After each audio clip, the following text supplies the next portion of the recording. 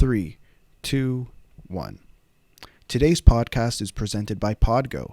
PODGO is the easiest way for you to monetize your podcast, providing podcasters with a flat rate for ad space so you always know how much you get when you include an ad from PODGO. We recently joined as a member and you can too. Apply today to become a member and immediately be connected with advertisers that fit your audience. That's podgo.co at podgo.co.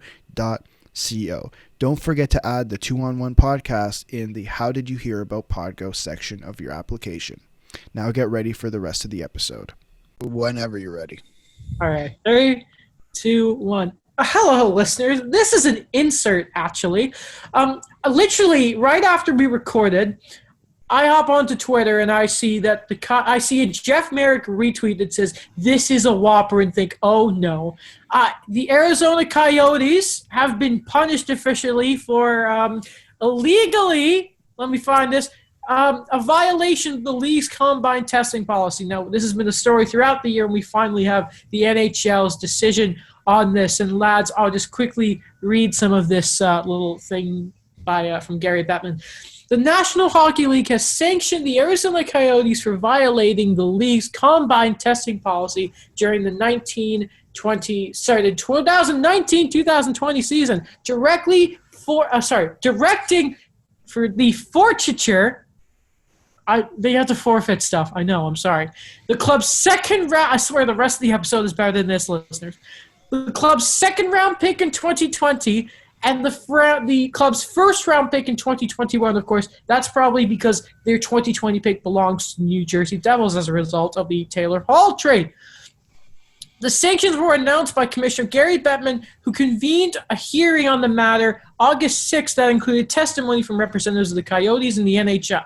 At the onset of the hearing, the club acknowledged that it had violated the policy by conducting physical testing on 2020 draft-eligible players prior to the combine. In reaching his decision, Commissioner Bettman outlined key reasons for the policies and everything. I'll just go to this very quickly. Imposed under Article 6.3 of the NHL Constitution, which authorizes the commissioner to impose discipline if he determines that any person has violated the Constitution, the bylaws, whatever. A key point here, why the combine testing policy memoranda, references a fine of no less than $250,000 per each violation of the policy. I exercise my discretion to impose the aforementioned discipline, which I consider to be more appropriate given the circumstances of this case, said the commissioner. And there will be no individual punishment given to anyone involved, so like Cheka, anyone involved. So if I'm reading this right, not only are the Coyotes losing their second rounder this year, their first rounder next year, but for each case, they are being docked $250,000. Yeah, it's just, it doesn't say, I'm surprised it doesn't say that, so I'd be very curious to know how much that is. I have no idea. This is massive. This is huge. This is bigger than when Lou Lamoriello was he got that fine. Remember, like, he was given the 30th overall pick in 2013, even though the Devils were horrible because he tried to give Ilya Kovalchuk 17 years. This is true. I think this is a lot worse because they flat out just lose everything. They might appeal this the same way the Devils did. I don't think they will. But I don't think they will. And okay, first thing I think in my head is, we just talked about it, but was this really worth Barrett Hayden? No. I'm so confused. I thought, when did they do, what was the testing for? Because it says here the National Hockey League has sanctioned the Coyotes for violating the NHL's combine testing policy during the 1920 season. So did they not do, I'm confused because at first it felt like they were doing it in past seasons, but based on the punishment, they were strictly giving it for this season. So any 2020 draft eligible player. So yeah, that's it. They're saying, like, I think they said here that, like, this is what the cases they're looking at, but they're going to look more into if they've been doing this the last few years as well under John Chayka. This Right. is It's so odd that no one was disciplined, like specifically. There's two things that are, I think, odd. Like, I'd like to know what the penalty is. Like, what's the money here? maybe that's it. This is the Coyotes. I mean, it's a new. This must suck for the new owner. They just got new owners. Yeah. They're being handed this. Now, the Coyotes were spending well over the cap, so I don't think this isn't the Yotes who had no money before. But this is still, depending on how much they've been scouting. Let's see. I'll tell you how much they spent. I understand over the cap, but in actual cash, like Ottawa has spends less than what their cap hit says. So, yeah, I understand what you're saying. Oh, wow. So the Coyotes are now down to first and second this year. And if Taylor Hall re-signs, they'll be down to first and the second next year as well. I guess there's a condition on the second rounder. That's from Dmitry Filipovich. What a mess. If Taylor Hall re-signs or the Coyotes win a playoff round, which they didn't, so it's if he re-signs, the 2021 third upgrades to a 2021 second round pick. So I'm guessing the round robin doesn't count as a round then? No. Oh, Yeah, no, so- Arizona. Yeah. Yeah. So they spent $72 million in actual salary this year. Did we just? Oh man, we just talked about this team, saying things can't get worse. No, things can most definitely. Yeah, they're gonna get worse. Sir Alex, how much did you say they were paying real money? Their projected cap hit is $85 million, but their estimated salary expenditure is $72.8 million. Okay, so not. Oh man, that is. This is. Can you tell we just did a podcast that we're a bit gassed here? We're disheveled. We're just shocked. Yeah, because the Yotes, I believe, won't pick now to like the fourth round in this year's draft. Looking at their picks, Oh yeah, they're going to be taking away that second rounder. Yeah, they only have a fourth, fifth, sixth, and seventh now. Oof. Hey, Oliver Ekman-Larsson, who may want to leave. Yeah, I mean, hey, you want to get those picks back? Oh, yeah. Oh, man. All right. Anything else we want to say on this, or do we want to get back to the real episode here? Let's get We'll back to the real episode. More right. to come with this story, by the way. More to come. And you're Obviously. probably wondering, well, what are you guys going to talk about now? Everything. The Leafs did a thing. The Habs did something. We're looking at the playoffs. All that and more coming up next. Goodbye. We love you. The bells are ringing in Montreal. It's a sign that we have to start the show. Lads, we are back. Yep, we're back. Still here. Still here. We never left the Zoom call since last week. We've just No, we been haven't. We've actually We just been switched predicting hats the and future. clothes. We've been predicting the future. Yes. My panda is still over there. I have a question. Sure. It's 12:15 that we're recording this, Yes. and the bells are ringing.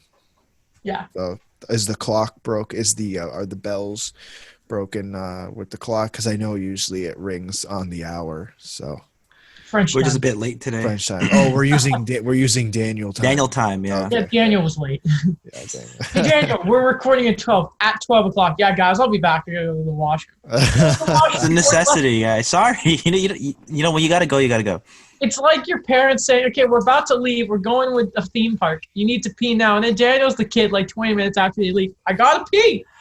You know, better Sometimes safe you than gotta sorry, pee. right? Sometimes you gotta pee. What are you I gonna remember I had a friend, so this is already off topic, and we'd go on like road trips, and he doesn't even have to go to the washroom, but he just tries because he's like, you'll never know when he's driving. Exactly. We don't go on road trips. What the hell? We were supposed to go to the draft, guys, remember? We were. We were. That was the Don't plan. remind me. No, sorry, I just Next year. it's a Next buried year. memory, Next yes. year. Next year. 'Cause You better next- say like Montreal, hey, you can get it back now. I'm pretty sure they did. They did confirm that they're gonna. Did they? I believe so. You might want to. You know what? I'll double It's check. not, you don't know, it's just what you heard. To quote Yeah, Doug McClellan. it's not. It's not for sure. I don't even know. Speculation. But you know what it is. Okay, NHL Draft 2021. Keep going, Adam. Okay, yeah, we're going to talk about the playoffs because that's the biggest thing going on. We will talk about Kasperi Kapanen being dealt. The Leafs did some stuff. We'll talk about the Habs because they've got some news. Phil Deneau is making headlines. The league are looking at some stuff for next season. We're going to, GM Florida talks. We're going to talk about NHL 20. Ovechkin, cover star again. Logan Couture made a tweet that's got everyone riled up. Daniel, let me ask you, first of all, while we're just confirming everything. How are you? I'm good. That's good. Yeah, why? I don't know. I'm just stalling. So here it says, right now there has not been a host city announced for any future drafts, so that could mean it returns to Montreal as soon as 2021. Mm-hmm. Okay. And that could be, and what the idea is that it might be combined with the expansion draft. So there's a chance that the expansion draft and the thing happen in Montreal. So we're going to both, boys. So we're going both. I would be very. Was it? But I thought the expansion draft was just a made-for-TV event. I don't remember it being a live thing. I don't know. It's like a more fan service thing now. I don't know. Well, they We're did gonna see Fleury go to the Kraken. Yes, they got. Yeah. Well, don't forget they also had the expansion draft for Vegas during the award show. So maybe you just make it a giant monster event extravaganza. We'll see though. Alex, there was something you really wanted to open the show with. I feel like we should most definitely talk about it. Yes. Jacob Blake in Kenosha, I believe that's in Wisconsin. Mm-hmm. It is. Got shot 7 times and is now pretty much paralyzed from the waist down. Just to be clear, shot by a police officer 7 times. Mm-hmm. Have we not figured it out?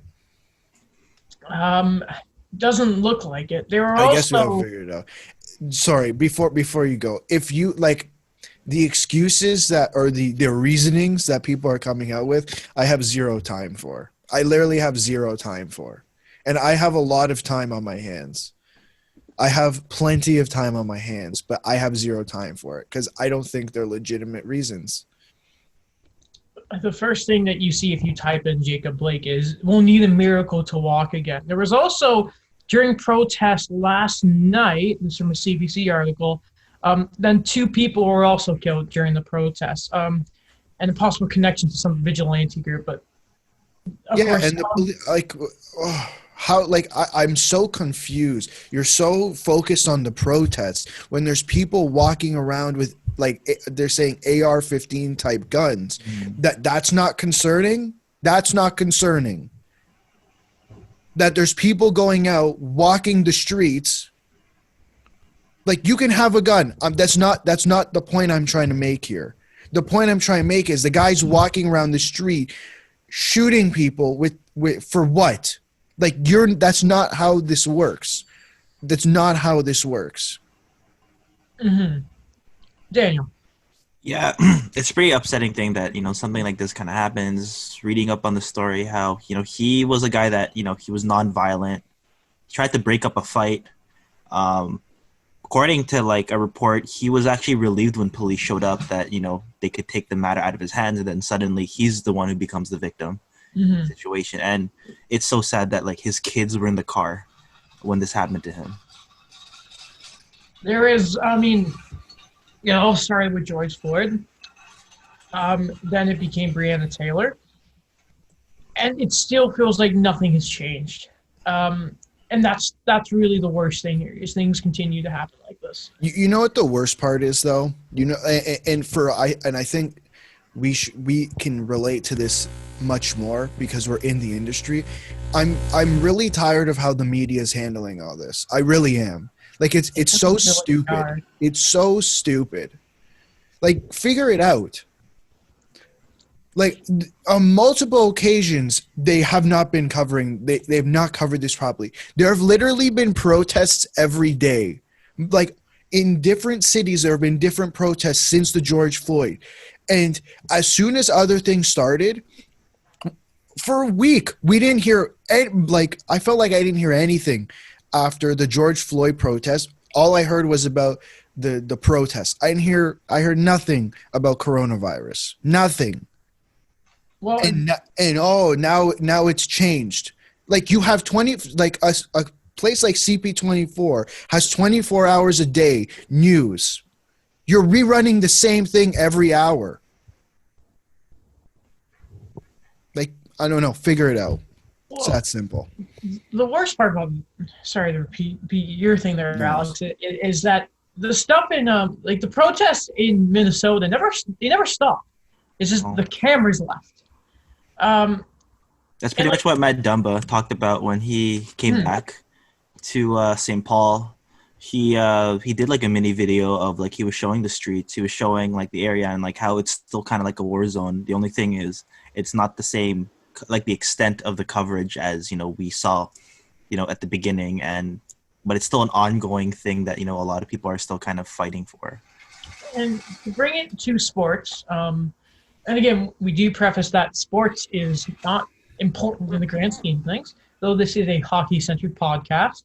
The NHL hasn't done anything about this whole we skate together stuff anymore. Since Dumba left, I don't even think we've seen, of course, because of the later games and how they overlap with 7 o'clock, 8 o'clock starts, we don't see anthems, but I don't think another player has kneeled yet. I don't recall seeing if Tyler Seguin or Robin Leonard have done it again. I could be wrong or even seen it, but there has never been anything more on Twitter about it. I don't think I've ever seen any sort of highlight on diversity group. I just feel like there's been nothing. And that is such an issue, because if you stop talking about it, then again, how do you have change? You don't really. You don't. Do we want to talk about Logan Couture now? Because it is just quickly, they dropped the ball. The NHL fully dropped the ball, and a lot of people gave Kyrie Irving crap when he came out and complained about saying, if we do this bubble, people are going to stop talking about it. Because they're going to hop on. They're going to follow the NBA. You can have Black Lives Matter on the court. You can have whatever name you want on the back. No one's talking about the names on the back. Every single player has something on the NBA has somewhat restricted that of what they can have on their back. Mm-hmm. But sorry, at the end of the day, Kyrie Irving was right. And now the NBA players are starting, they've always been talking about it. And I think the NBA, the players, I don't know about the league. I don't know too much about what the entire league is doing. But the players themselves, I think, have done a pretty good job. Mm-hmm.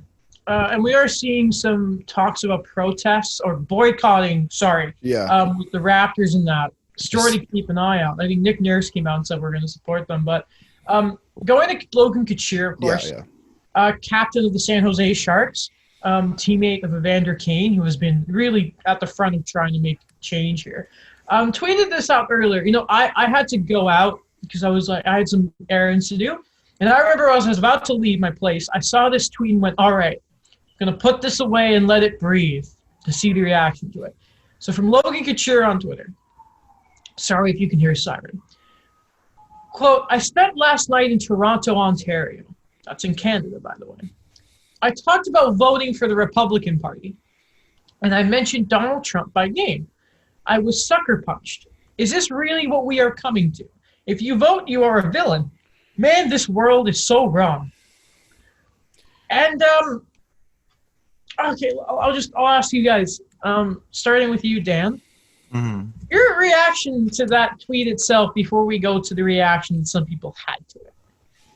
Yeah, I don't know. Just kind of came out of nowhere, to be honest. When, Logan Couture hasn't really kind of tweeted too much about on this topic. And then the fact that, he kind of stays in Toronto and he says something like that. I don't know. It's he's open to his own opinion, right? That's what voting's all about. But the thing is, for the time of where he kind of said it, I guess, the political climate, he didn't really kind of assess it in a way. He'd do it during the RNC. Yeah, read the room. Yeah, during the RNC, and it just kind of I don't know, we don't have enough information on it, but just the way he kind of worded it, just it sounds like he just kind of brought it up. And then what kind of reaction were you kind of expecting when you say something like that? Sure, go ahead, Alex. Yeah. Well, me and you talked about it a little bit before we started the show.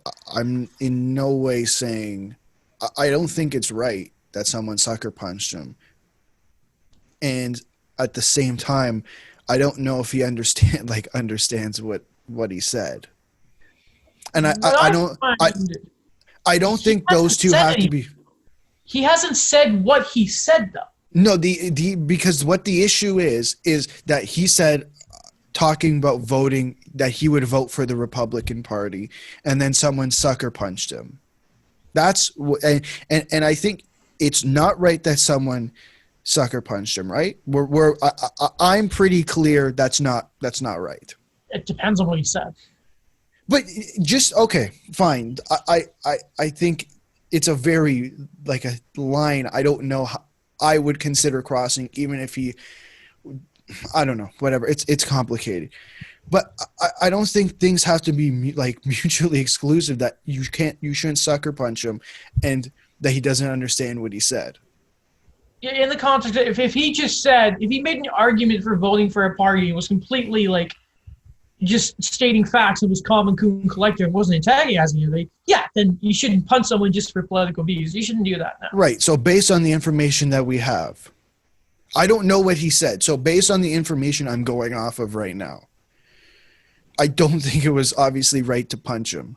According to like replies, like his on the replies with things, he also doubled down saying his dad is a former police officer. I don't know how that kind of connected to the whole voting. He also thing. bragged about not voting, which I still and I'm like, so kind of like I don't like the thing is okay, like open his opinion, but I don't understand what the point of going on. And this is part where he's talking with Tara Salone, saying, "Last thing I'll do anything for Sportsnet." That was because Tara Sloan liked a Leah Kessel reply to him. That was his statement about everything. Now, I think it was everything with the George Floyd came out. He did make a statement saying, like, I've played with teammates of all different color.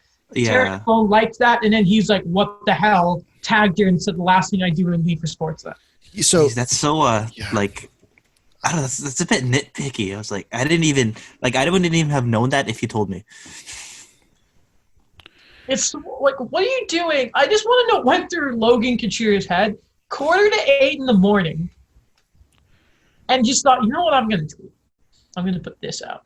And like the biggest, and I kind of said it with you there, Alex, is I want to know what specifically he said, because it feels like we're missing some context here. We're absolutely missing context. Yeah.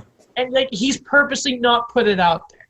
And like we had talked about apparently that his dad was a firefighter, but at the same time, like he could have been a firefighter, because I know, like, depending on, so his dad was a firefighter, we saw, right? Yeah, he retired. He retired in October. And of course, like when you try and become a cop, they also tell you to have like other stuff lined up. So he could have been a police officer before. We don't know that. But then when you start, it's again that political landscape. When you're talking about, you name Trump, you bring up the Republican Party not voting, and then you also bring up police officer and everything going on right now. And then again, you don't actually give enough. You don't actually say what you said directly. It feels like he just tried and set up this tweet to be like, to prove his own point. It was really weird to me. I just don't understand what was going through his mind tweeting that. It just feels like a politician just kind of saying, "I'm doing this for the people. I hate the liberals or the conservatives," and not actually saying anything about it. Yeah, because normally players don't endorse anybody in Canada. Like, I never really see it during election time. In Canada, I was about to say Tony D'Angelo. No, I know, in election time in Canada. Yeah, and again, Tony Angelo's a different beast. There's nothing and wrong Dustin Penner. Yeah, and Dustin Penner. Yeah. There's nothing wrong with saying that you support this party or that party. There's absolutely nothing wrong with you just saying, "I would vote conservative, I would vote Republican, or liberal," like whatever. It's just so random to me. Like it just. I think sorry. Go. You just took a random step here. I don't get. That's it. I'm confused by that entire tweet. Yeah. Like at the end, like, of course he doesn't need to tell us what he said, but when you put it out like that, everyone's going to speculate. That's what the issue is here, right? It's the same, and like, he doesn't necessarily have to tell us what he said. He actually didn't have to tell us that this thing happened, right? So, but now you put that information out there, and then everyone starts to speculate. You can't complain that everyone's making poor speculations because they're going off the information that you have put out on social media to the public. I guess what we should probably I think Couture right now, by the way, should probably focus on training, considering how bad his own team is, instead of doing whatever he's doing right now. Focus on yourself. And I looked for a second. I thought Tony D'Angelo had tweeted something, but it was a parody account, and it was from Tony DeGuido. I'm sure you guys have seen this one saying, "And yeah, this is not Tony D'Angelo. This is a parody account saying, I'd like to extend thoughts and prayers to my brother Logan Couture. One time I was shot and killed by a liberal. I'm okay, but I died." I'm curious to see what happens with his team, because we've seen an example of something, not exactly this scenario in the past, in football with Drew Brees coming out and questioning the situation that's going on. And it was specifically about the kneeling. And now after the George Floyd incident, I believe he doubled down, but then a couple of his teammates, and I don't remember the teammate's name. I want to say it's Michael Thomas, but I could be wrong. I know it was a person of color. One of his teammates talked to him about it and got it. And then Drew Brees kind of got a better understanding of why they're doing what they're doing. I wonder if the same thing happens here when it comes to Logan Couture. I don't know. I think Evander Kane will want to have a word with Logan Couture, because at the end of the day, it's so weird. I think is the way I would describe it. Anything else you guys want to say to put a bow on this part of the show? Yeah, before we move on, I don't agree with everything this man says, but I watched First Take yesterday, just the start of it, because I knew they would talk about it. Stephen A. Smith had this, and he put it on Twitter.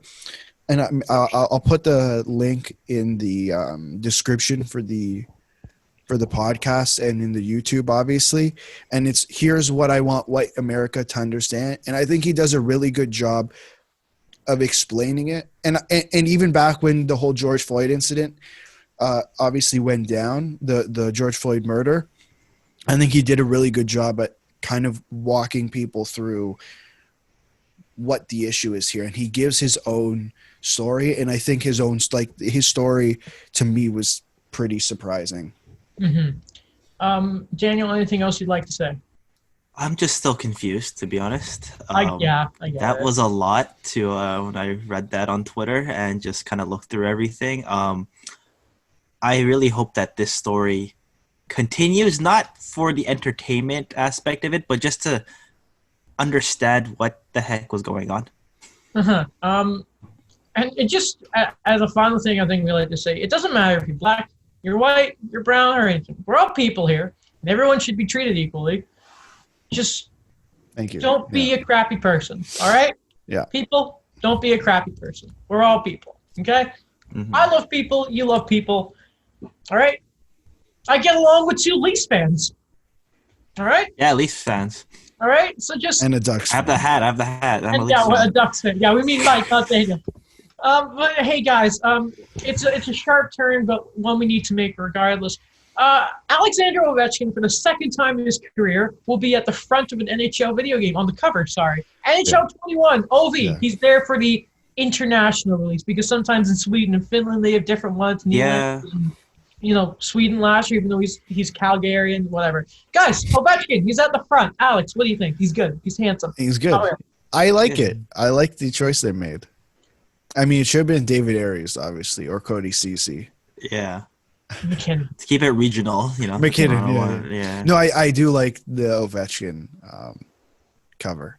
And I think they added some pretty cool things to the game, just saying. Hey, I like that trade. If that trade deadline stuff is the only stuff they're adding to franchise mode, I'll be a little disappointed, but it's good. It's better than good, though. They're like 6 years late on that one. FIFA's had it for a while. GM connected, everyone yells. That's actually it would I don't know, FIFA, it just gets so much I think this NHL will be a lot better. I like the colors, to be honest, on 20. I know that's a really random thing. Like the pink. I don't know why. Like it worked. Okay. If It you worked go, with the youthfulness of Austin Matthews. yeah, if you go look at the FIFA cover, the NHL cover, and the UFC cover, they all use the same color scheme. It's by far the funniest thing ever because that's never the case. Yeah. The best part is how everyone thought it was Pierre-Luc Dubois. Yeah. Like, no, they're not going to put a blue jacket on the cover. Sorry. What are you doing? I apologize that Columbus is a small market. That's not happening. Was it 2015 or 16 that it was Kane? Sorry, Taves. It was supposed to be. It was Taves and Kane. Yeah, but Kane had that legal issue. Then he had his incident. How in the hell was Carey Price not on the cover that year? He won the Lou Marsh. I have never gotten over the fact that he didn't get on that cover, or that PK didn't get 15 and Bergeron. I love Bergeron. You know what's funny? 2014, Brodeur was on it, and he played like 40 games that season. It's terrible. Like I like Ovechkin. I was like, but McKinnon. But it brings back memories though. Like Exide played 08 when it came out. Yeah. With the young Ovechkin with the original. I should have brought it. I have it still. It's like with the original. It was yes, the original. Like I mean, not original, but like the early 2000s jersey had like the same one we see with Jagger on it.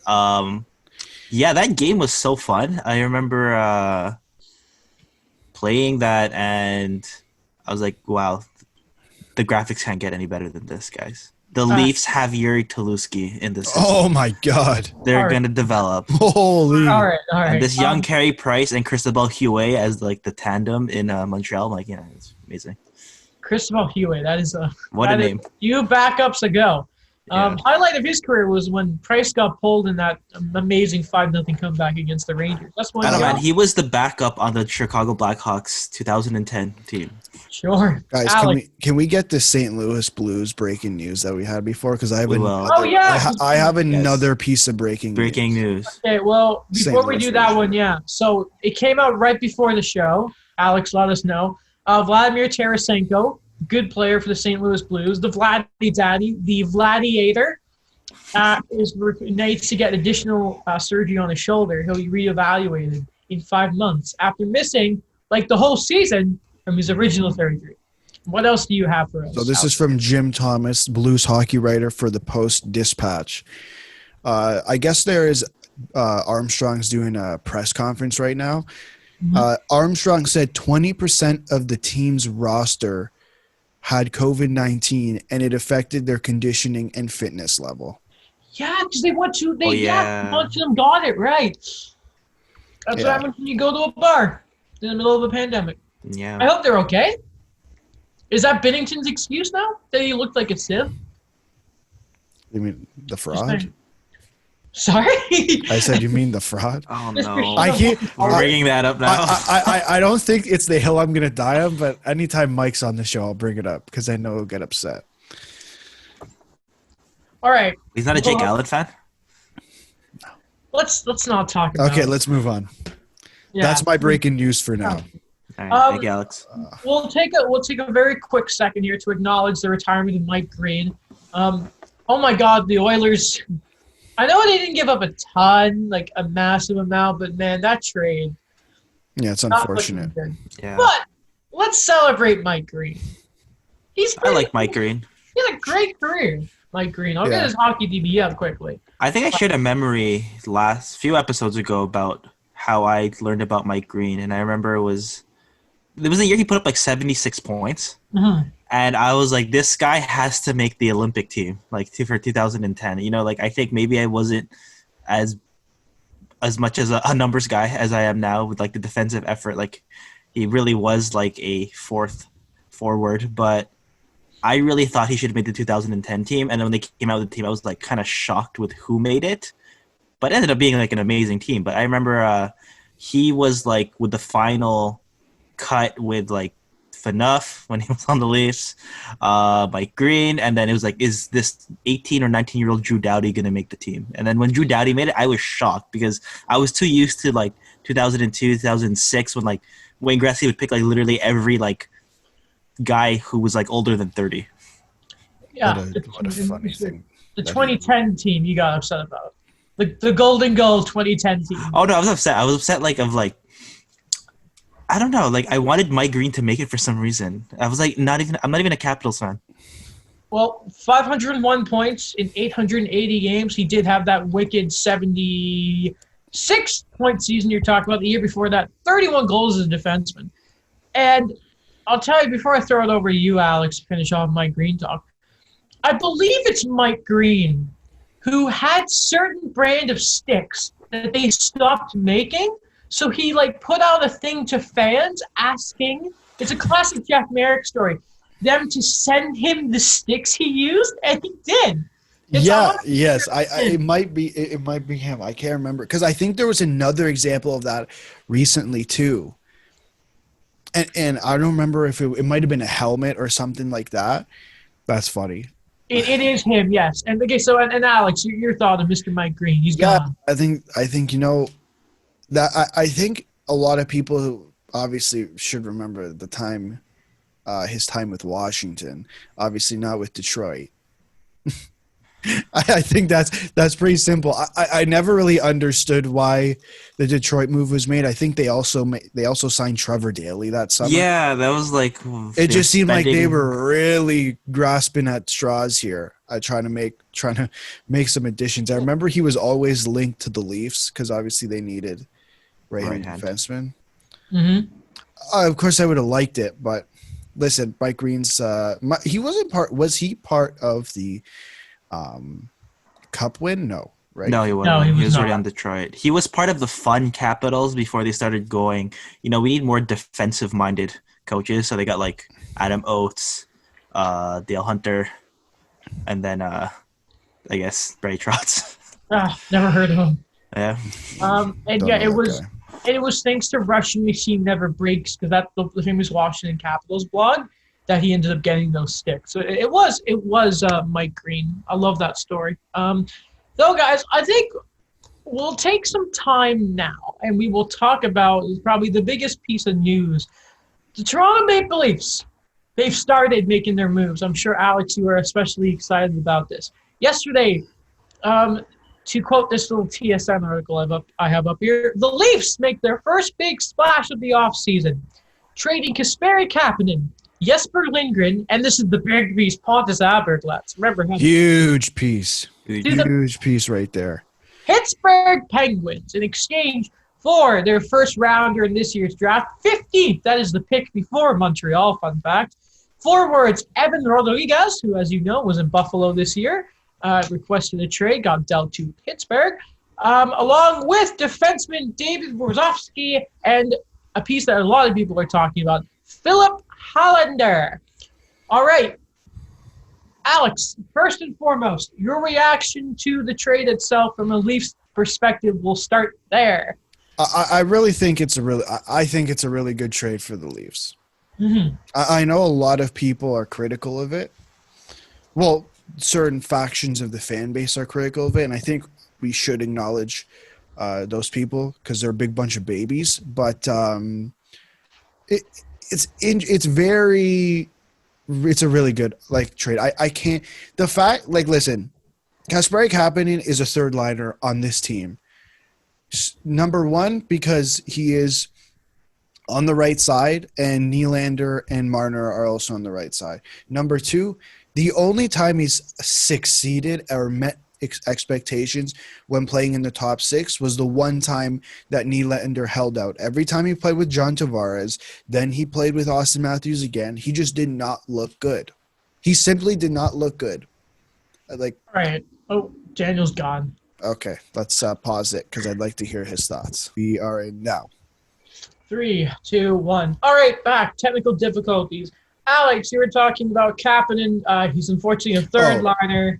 Unfortunately, he's a third liner on the Leafs. Now, there's questions of whether he can play with superstars. Like, he's fast, right? I mean, his breakaways are extremely questionable. He throws sticks. Yeah. Right? So, I think there's a lot of questionable things, and I think it's great that the Penguins want to try him with Crosby or Malkin. I don't know how things are going to work out. Like you look at what's happened with guys like Chason, with guys like Cassian, but those are obviously different guys in terms of how they play, and it just seemed to work out with McDavid. Mm-hmm. Is Kapanen the same type of player? Like I think his weakness is,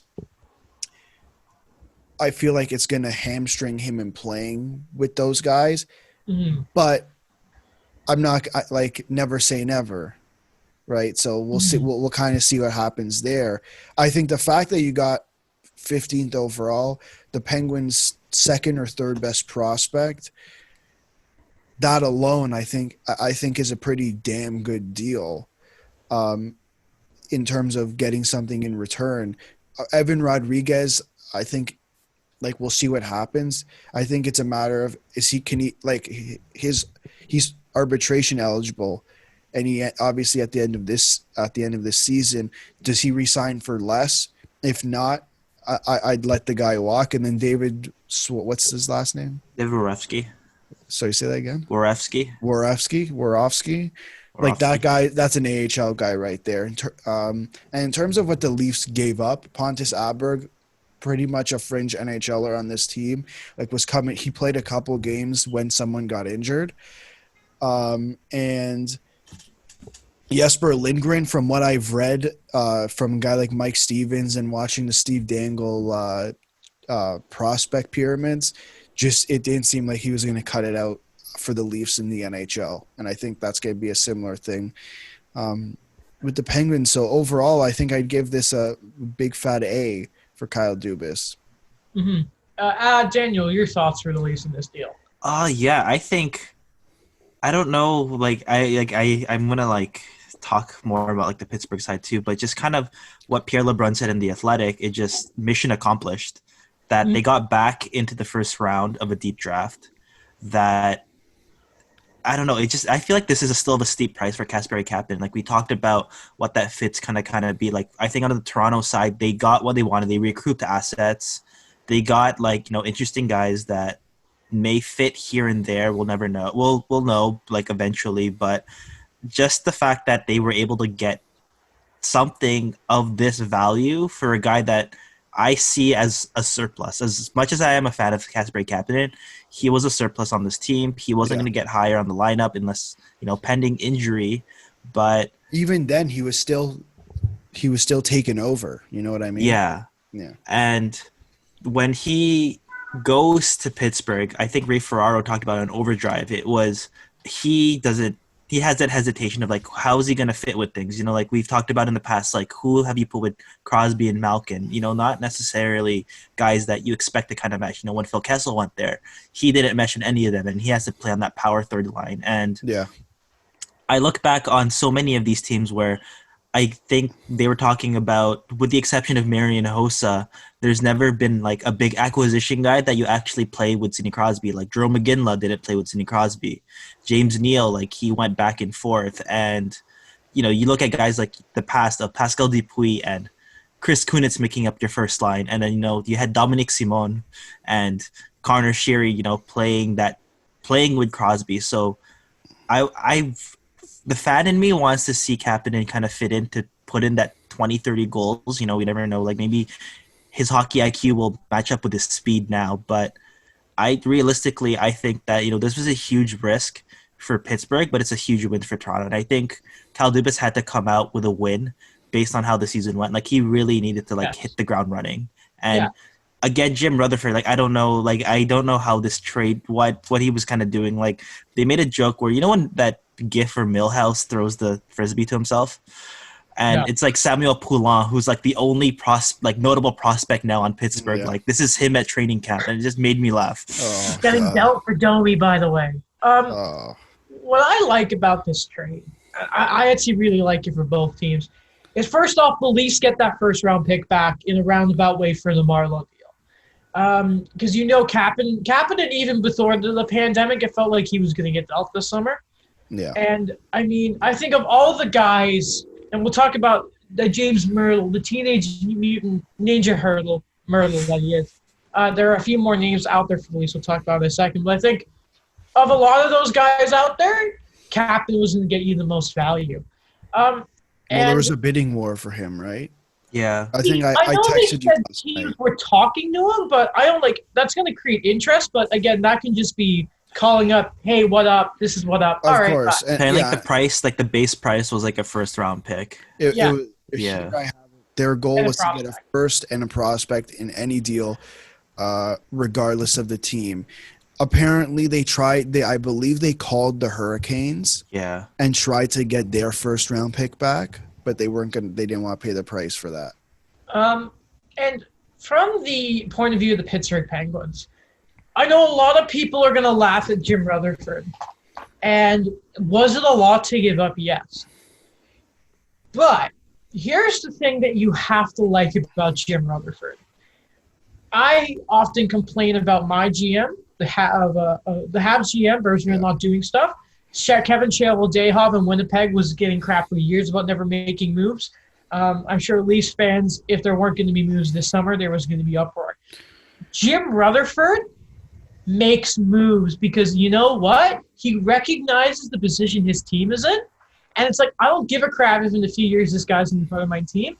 I have to win with Crosby at 33, and I have to win with Malkin now, Chris Letang now. And he just keeps going to make the – and let's be honest, he has his top six guys. You have Gensel, you have Zucker, you got Malkin, you got Crosby.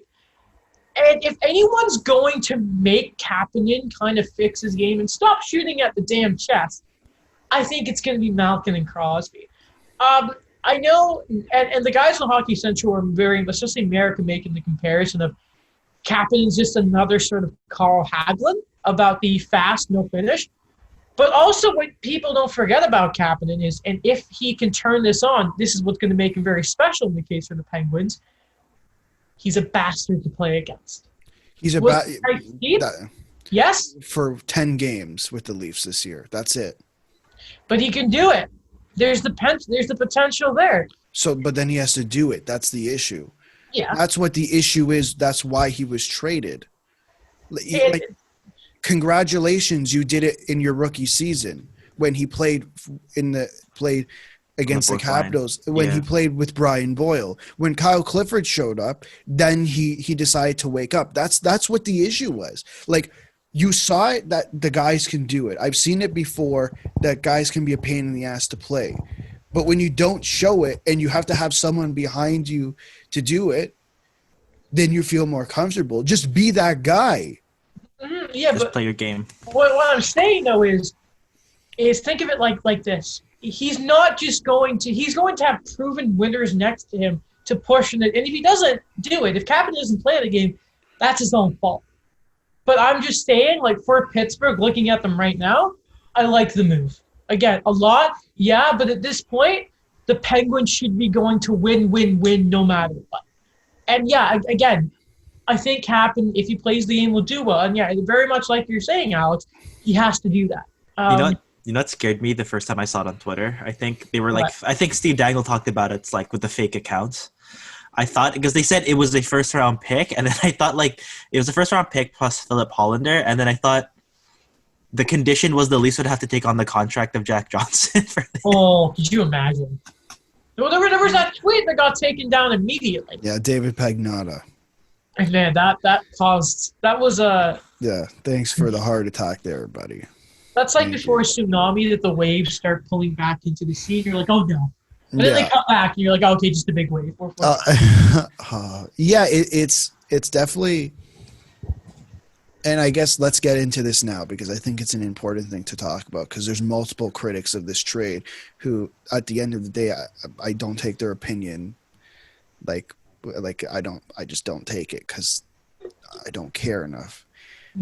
The two guys who obviously stood out the most, the critics of this trade were, of course, one, Steve Simmons, and two, Damian Cox, who, since the day Mark Hunter and Lou Lamoriello left, have been big babies about this team.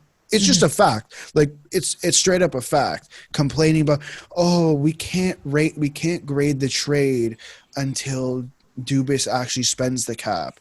But when it was Lou Lamoriello, that was never a freaking question. When you dump how much? 6.8 and what? $7 million for Dion Phaneuf. That wasn't a question then. It was never, oh, what does Lou Lamoriello do with the cap space? It was, congratulations. And then you sign Matt Martin for $2.5 I'm million. captain in front though. Like, Well, no, I don't see why you're automatically going for the criticism. Look at the trade at the moment. Tell me what you think of the trade. I don't care what you think of the trade, what he does with the cap space. That's a separate issue.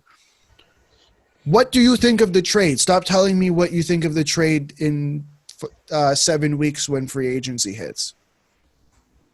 Mm-hmm. So if you look at the trade individually, it is a very good trade for the Leafs. They got a prospect. They got the first-round pick back, which you guys complained, not you two. You know who I'm talking to. You guys complained that, they had to give up a first-round pick for Patrick Marleau thanks to, again, another Lou Lamoriello contract that we all knew was going to be a pain in the ass to get rid of. Back in the first round, still complaining. Mm-hmm. And you have to, like, I know, Adam, you don't want to make it part of the thing, but it's indirectly giving you $3.2 million in cap space. Mm-hmm. Yeah, no, my problem is I hate saying you traded the cap. No, you traded cap and you have the cap space. I hate saying you trade cap space. But yeah, you're right. That is such a like the fact that now the Leafs have that space to work around is massive for them because we know that the cap is not going to move for 3 years, at least a significant amount. Brian Birkenau will tell you that maybe it's longer than that. I don't know. I'm scared to talk about free agency in a few weeks, much less the cap a few years. Down the line, though. I'm just, to be honest, like my final thoughts on this is I'm just happy. Like I'm still thinking about it now. I am just so happy of what they were able to get for Kapanen. Like I really thought like they were gonna go out and go like, hey, we want a second for him because like teams knew that the Leafs were kind of pressed against the cap, and this is not a guy that he's not part of like that main core. I think, and yeah, I don't know, just. Like Pittsburgh, they got what they wanted. This kind of helps with the window, I think, like adds more depth to them. Defense for them is another issue. That's something I think Jim Rutherford's going to still fix. But for the Leafs, just the fact that like they got Hollander in the trade and just recouping these assets wherever it is just a big win. Mm-hmm. Alex, you wanted to mention Overdrive, and the guys on there had a take about the Leafs farm system, I believe? Yeah. They're talking about the farm system and how, it's not as deep. Well, that happens when are you watching the team on the ice or are you not? Like half the team has been developed by the Leafs. Mm-hmm. So you tell me what happens when a team gets good, trades draft capital, and prospects move up. Like, let's figure this one out. It's quite simple. They're playing. Yeah.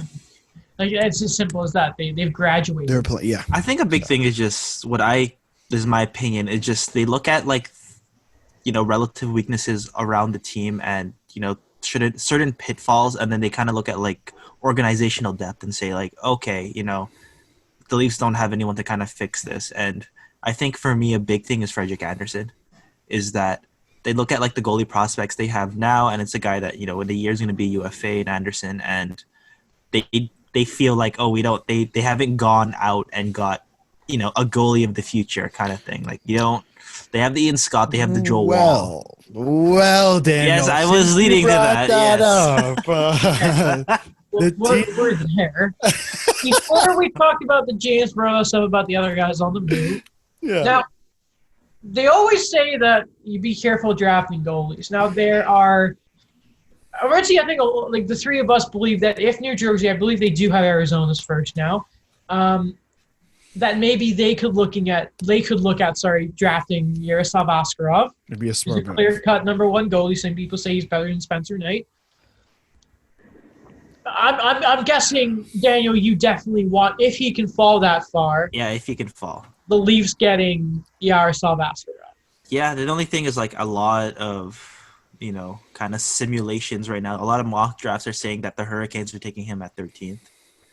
because Yeah. like looking at their goaltending, that Alexander Danilkovic hasn't really become that guy I thought he was going to be for them. But if he does drop, and I actually was conflicted here. Getting ready for this episode, I was conflicted because I'm like, if Jake Sanderson falls, He's not. He's not good. Like if he if it has, I don't know. Like if they're both there somehow, or like teams for some reason load up on centers, or like those like Swedish wingers there, or like Alexander Holtz. I don't know who I'd take, but I would, if like Jake Sanderson's gone, and I say go for the goalie if he's still there.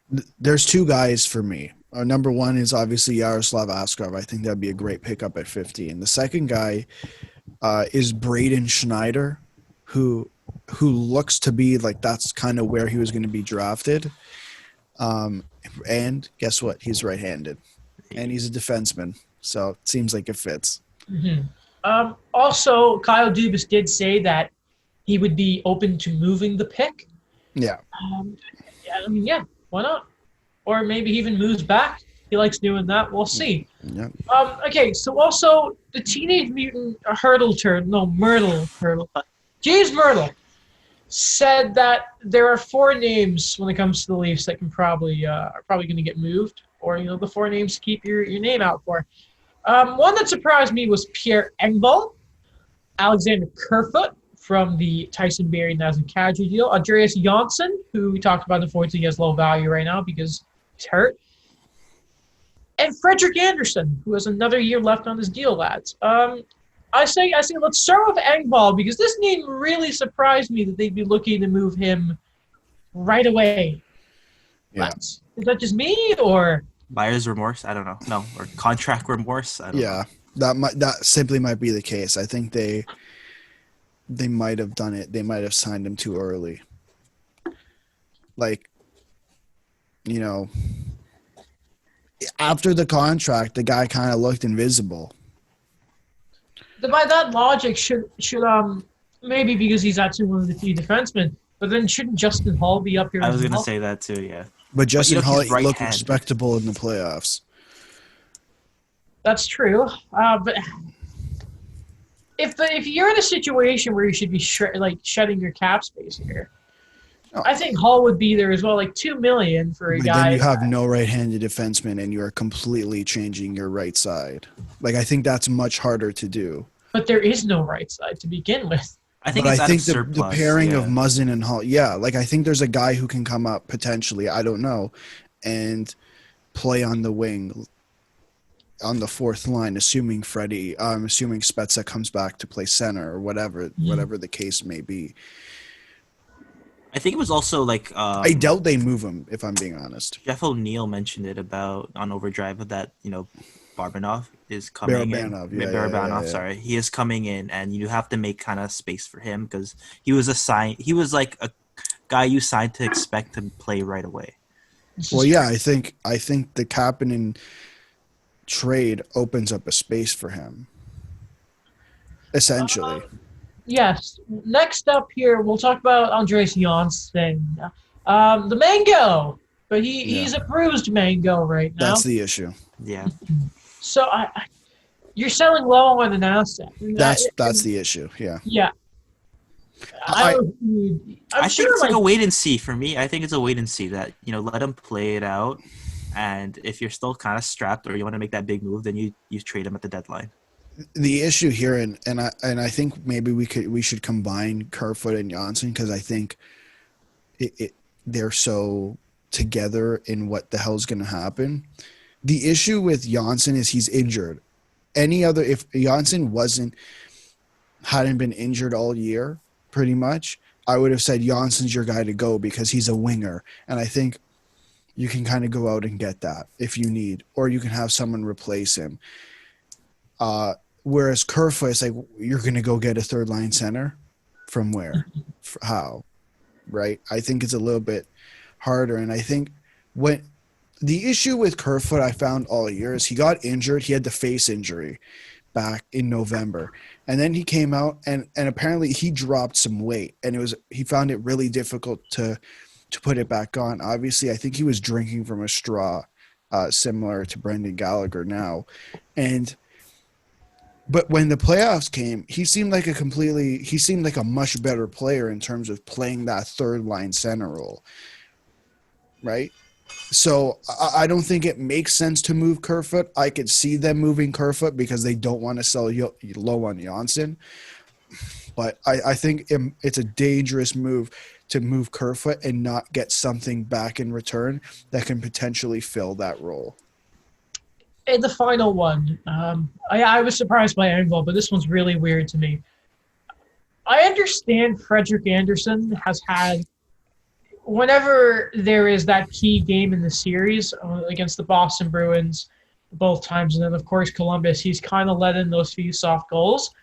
Though I don't know the year before he's gone why you would trade the goalie who is probably the main reason you made the playoffs.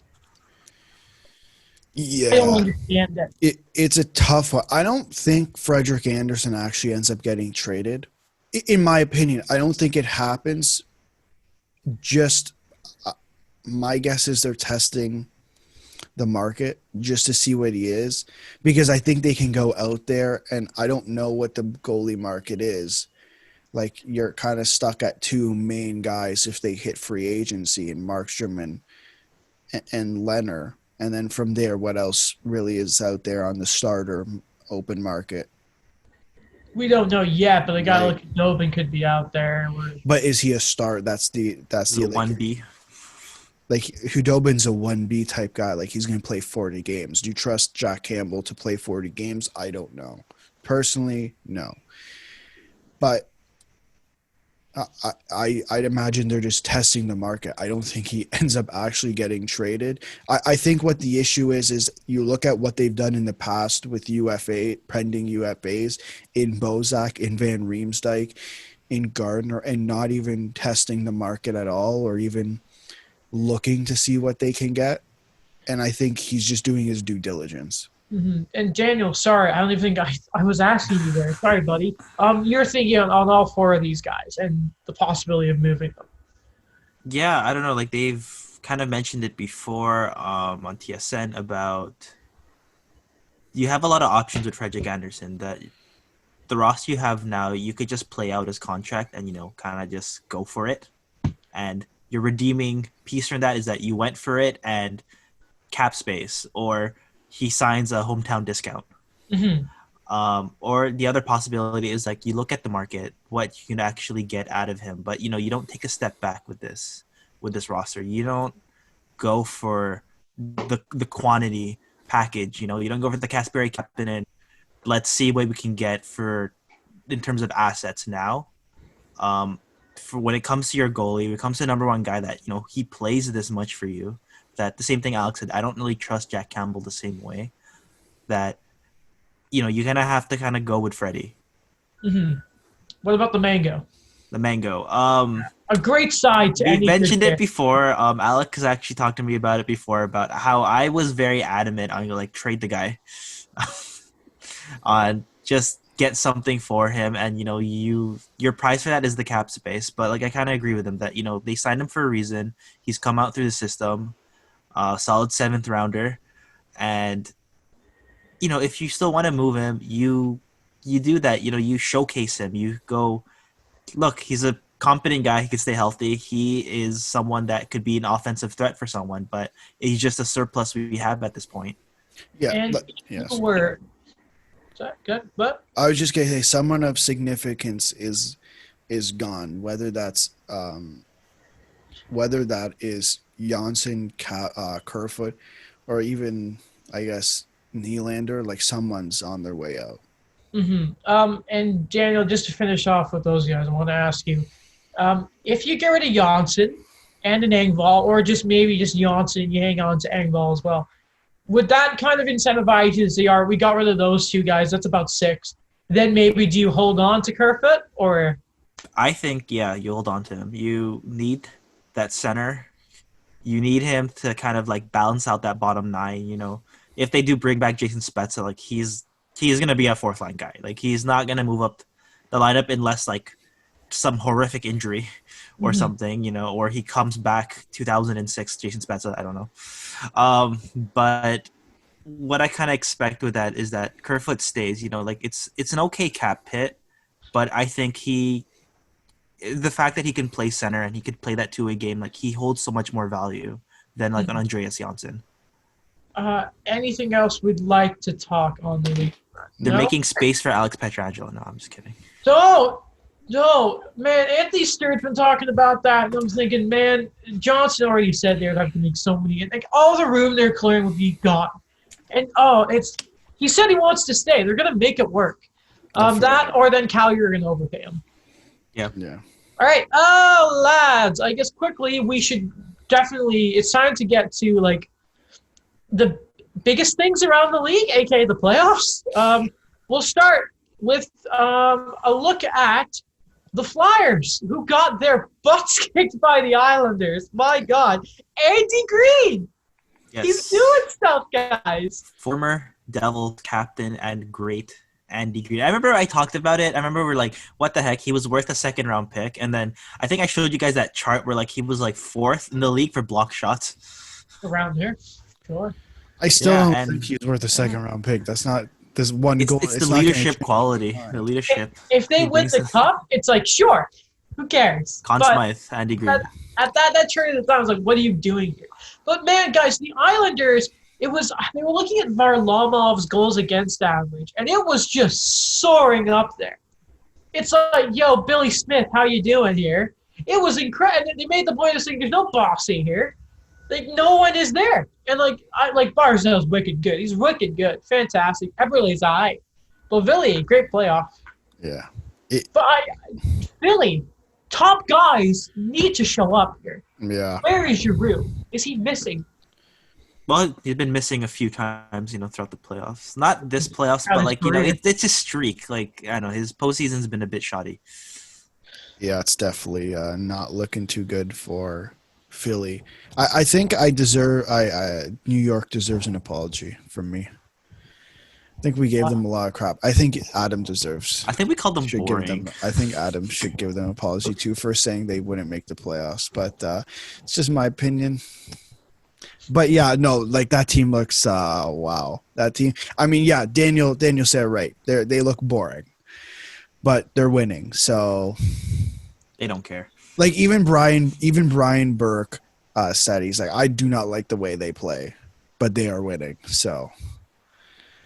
Oh, man, I wouldn't mind. It's funny that the Islanders are almost the we talked a lot of credit to Columbus for what they were able to do in their run, though it is like the Islanders are kind of the polished up sort of it's kind of like what a Porsche is to a Ferrari, that like a Porsche is a poor man's Ferrari to a point, and it's like the Islanders have all that defensive ability.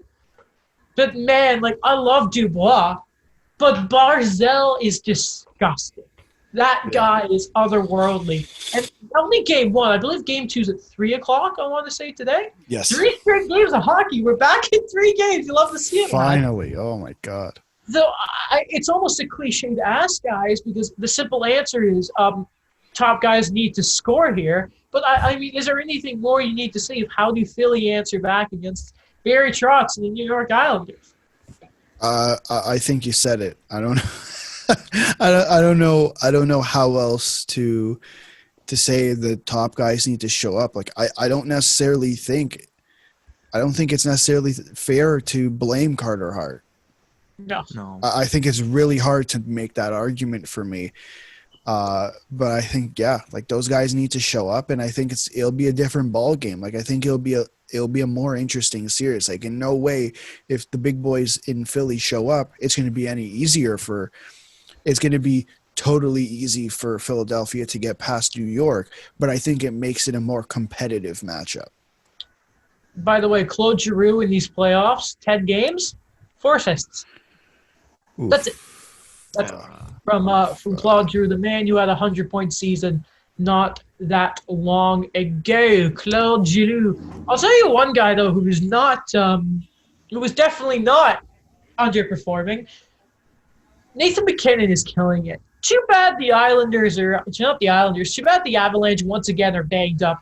They were up 2-0 in Game 2. Dallas Storm, have you heard this before? Stormed back to a massive win. One of their best defenseman, Eric Johnson, is hurt. Their starting goalie, Philip Grubauer, is hurt. Things are not looking good for the Avalanche right now, guys. The team I thought were going to win the Cup. Down 2-0 to Dallas Stars. They've been in this situation before, I think. Yeah. They've kind of gone through it, but man, these games against Dallas, they look like a different team. That the goals are there, but they're bleeding. What was the biggest thing we talked about with the Dallas Stars during the regular season? What weren't they getting? Their stars? They weren't getting many goals. They didn't have a lot of stars. In 2 games against the Colorado Avalanche, they got 10 goals. Get out, Daniel. That was so sad. What did he say? I'm they weren't having enough stars on the team. Oh, funny. Yeah, sorry, go on now. And then against Calgary, they got 5 goals in a game. They got 5 goals in another game. They got 7 goals in a game. I feel like they're just scoring. Yeah. Miro Heiskanen. Oh, if we're going to talk about someone who's otherworldly, he's otherworldly. Hi, Q's. Hi, Makar. I'm here too. He should have probably gone for that was the Heischer year, wasn't it? Yeah, it's Heischer, Patrick, Heiskanen, Makar, and then Pettersson. Hughes was the Kotkaniemi year. I think it was Makar. No, I said Makar was 4th, and then Pettersson was 5th. I thought Hughes was that year. He was after Kotkaniemi, Kachuk, and all that. He was the Barrett Hayden draft.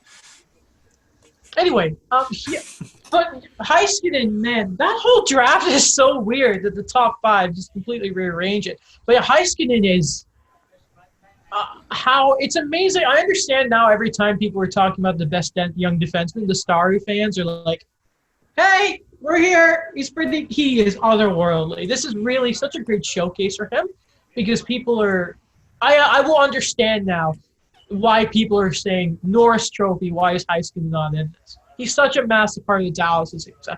He's really overshadowing John Klingberg in ways. Yeah. Yeah. That is saying something. Yeah, because John Klingberg was the guy. He's a Swedish defenseman. That's all we need to say. We always kind of forget too, how deep Dallas is, with quality defensemen. They also have Esa Lindell right there. Yeah. Stephen Johns is not playing right now. No, he's unfit to play. Yeah, and I mean, Jamie Olesiak, for someone who was a defensive defenseman, he's been someone that's kind of showing up. His foot speed's gone a lot better since. You remember when he was traded to Pittsburgh for 4th round pick, and then he was traded back to Dallas for that exact same 4th. Yeah.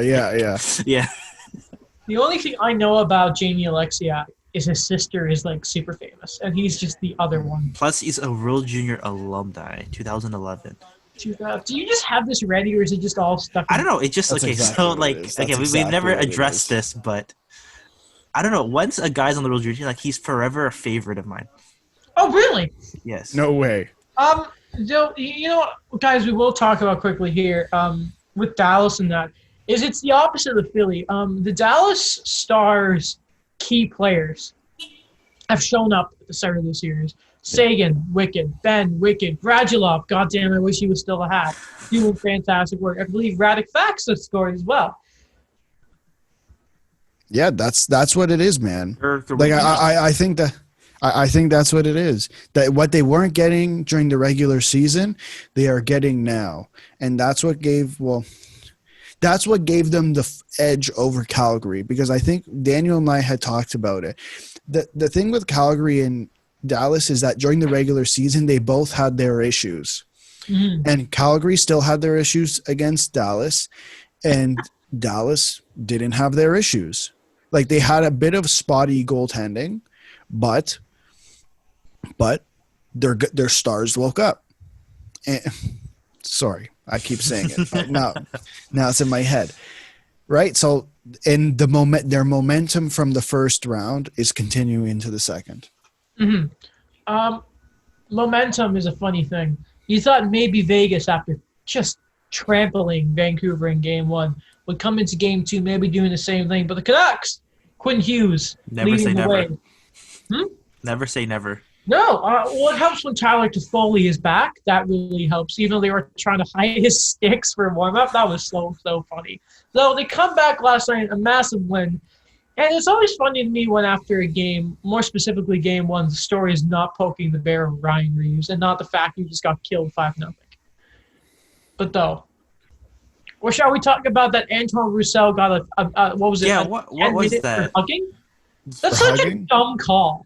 Why? Apparently, like he's trying to play the psychological game. I think who was it? It was like Dave Amber who talked about it, where it's like you. That's Antoine Roussel. You're a guy that we know what you're doing, but you're not like this is not gonna go well for you. But I'm so confused. Like, what did he get the 10-minute misconduct for? It looked like from hugging Reeves and saying something. Because it's like you're saying something and it was just kind of like push the guy to take a penalty, but like he himself took the penalty. That's such a dumb thing. Yeah. Marchand didn't even get a penalty for licking someone. Marchand licked Komarov and Ryan Callahan in the same playoff. And nothing happened. Did he even get a fine? No, they called who's the general manager of Boston? Sweeney? Don Sweeney. They called Don Sweeney and said, "Hi, Mr. Sweeney. Can you tell your player Brad Marchand to stop licking people?" That's what happened. Maybe we'll get to the Bruins and how they just know how to play playoff hockey perfectly. It's so weird with Ryan Reeves. I don't understand how Roussel's. I already don't like Antoine Roussel because he complained about the amount of non-Vancouver fans at Canucks games. Buy more tickets, idiot! And then he turned over a goal. It was hilarious. Dude, shut up! What are you trying to do? You're not a factor in this series. I mean, he's just trying to poke the bear. Someone's got to deal with Ryan Reeves. But Ryan Reeves can't do anything. He's not going to score a goal. No, but that's not it. It's the same thing with Tom Wilson. You have to have someone to deal with Tom Wilson. And if you don't have someone to deal with Tom Wilson will run over everybody. And I'm not saying Antoine Roussel is going to do a good job at taming Ryan Reeves, but at least someone's trying. It was unfortunate because of the injury, but wouldn't Michael Furlan kind of be that kind of guy for Vancouver? Yeah, that is true. But at the same time here, guys, I get what you're saying, but Tom Wilson can score. You want to know how many goals Ryan Reeves has had? How many playoff goals do you think that Ryan Reeves has scored, guys? He's 7. played 63 playoffs. Maybe 5. I'll say 7. 3. Okay, I was close. Yes, 7 points in 63 but playoffs. That's not the point I'm making. It's not that he can score. It's that Ryan Reeves will run over every single player, and if you don't do anything about it, he's going to continue. And we know that the officiating is horse poop. We know that. So if Ryan Reeves the issue is I think if Ryan Reeves runs over Elias Pettersson and Quinn Hughes and no one does anything about it, we're having a completely different conversation. That's what the issue is. I think we're having a completely different conversation. If Ryan Reeves murders Quinn Hughes along the boards, we're having a completely different conversation. You think the Canucks are lacking that bite? No. They're young and inexperienced. They haven't played playoff hockey. Ryan Reeves is nothing here. He didn't even play all the games in the finals. The guy gets scratched. He's not even – I don't get it. No, I understand that. I disagree, though, because he is playing. Yeah, but the Canucks aren't going to lose. No, I remember, Jim Rutherford spent a first-round pick on Ryan Reeves. And they didn't win any of the cups for free. They traded him a year later. They traded half the season in the famous Derek Brassard trade. I don't know what to say. I don't know what to. No. But it was something. Maybe there is something to say there because for the first time, Quentin Hughes was visibly down on himself after game 1. But man, if there is anything that you can take away as a Canucks fan, is the response from that team. They could have folded in, but in game 2 they brought it. A lot of resilience, yeah. Tweet of the week goes to the picture of Robin Leonard with a sword through his back that said "defense" on the shaft of the blade. That's not gonna go away for a while. Yeah. Who was the defenseman they got from LA at the deadline? Martinez. Yeah, Martinez is doing them really good right now. That was an excellent pickup for the price as well. Was it 2 seconds? It was like a second. Was it 2 seconds? It feels like 2 seconds. Yeah. Yeah, and they have him for an extra year. Yeah, but that's great. Leave poor Robin Leonard out to dry. That panda. I know. Where was Shea Theodore in all of this? Does Marc-Andre Fleury get the start in game 3? No. I mean, he probably will, but no. Yes. Yes, you heard it here first, lads. You heard it here first. Next series. It's the last one, unfortunately. Man, is it me or is it by the time we get to the second round, even in a normal circumstance, it just feels so empty? I miss all I like a lot of teams where it's like when there's like 5 games a day and that keeps but hockey is here. Like I'm just gonna appreciate whatever. You're a very thankful person. Well, there's other sports I guess going on too during the day. I think basketball's still being pretty played much. Baseball's playing right now. Shout out to the Raptors. Swept. Who did they sweep? Brooklyn. Super fan Adam over here. I tried. I know that whoever Russell Westbrook. Yeah. I can't. No. You need to understand. I had the speech impediment when I was a kid. I had to like R's are very difficult. Lots of people have trouble with that name. Russell Westbrook was hurt, and that team lost a big game. Is all I know. At one time, you got to go for the Raptors though. Chris Boucher's from Montreal. Oh, sweet, Chris Boucher, friend of the show. Yes. I feel like there's like 16 Chris Bouchers in the world. Ryan Boucher. There's so many Boucher. Anyway. Ryan Boucher. Okay, dude. Lads. I see you there. It's a 1-1 series between honestly, even with the reseeding, because of how stacked the Atlantic Division is right now, we have a series that should probably be the conference final. Tampa and Boston. And I will never get sick of watching the Bruins. The good guys versus the bad guys. Wait, who's the good guys? The Tampa's the good guys. Are they? Yes. One thing I want to ask you guys first off. Thank God Tampa lost, because otherwise I think John Cooper was going to eat Braden Point alive. One of Tampa's goals got called back because of an offside where Braden Point wouldn't hurry up and get off the – and I talked about this with the Landeskog stuff last year. Get off the ice. Like, pick it up. Because if Braden Point had, like, got out of first gear there, that's a goal. Like, Remove offsides. Like, it's a stupid challenge. Like, it's just such a stupid challenge. But still, just pick it up a bit. Is it so difficult to try? No, remove offsides. Remove offsides. Bro. Oh, but anyway, what are you guys making of this series so far? I really enjoy it. Yeah. I think Tampa's a lot more balanced now than they were last year. I cannot remember if it was John Cooper who said it, that when they got Barclay Goodrow and Blake Coleman at the deadline, they're like, we have to get some guys that, they have some dirt under their fingernails.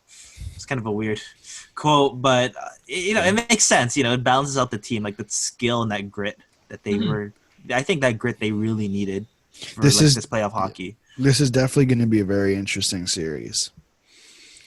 I really do think that it's going to – I'd expect it to go to 7 games, and I don't think it's going to be – there's not going to be many blowouts. Like, I don't think it's going to be like the Canucks Golden Knights, where one night we're going to see one team winning 5-0, and then the next night we'll see the next team winning 5-0. I think it's like just the first 2 games alone. The first one was 3-2 Bruins. Last night was 4-3 Tampa. I think it's going to be a close series. I think both teams are really good.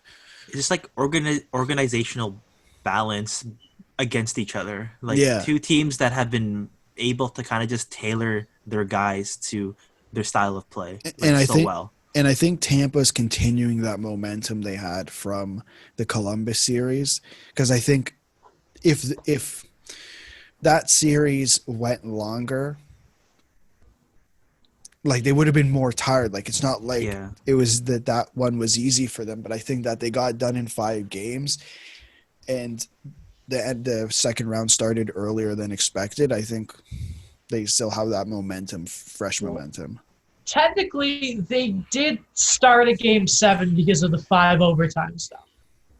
Technically, but yeah, I'm sure. Oh, okay, fine. 5 periods against a team, you're like, can we just get this over with? Yeah, I think for them, it's like the fact that they beat Columbus this year. It's like nothing can stop them now mentality. they slayed the dragon. Yeah.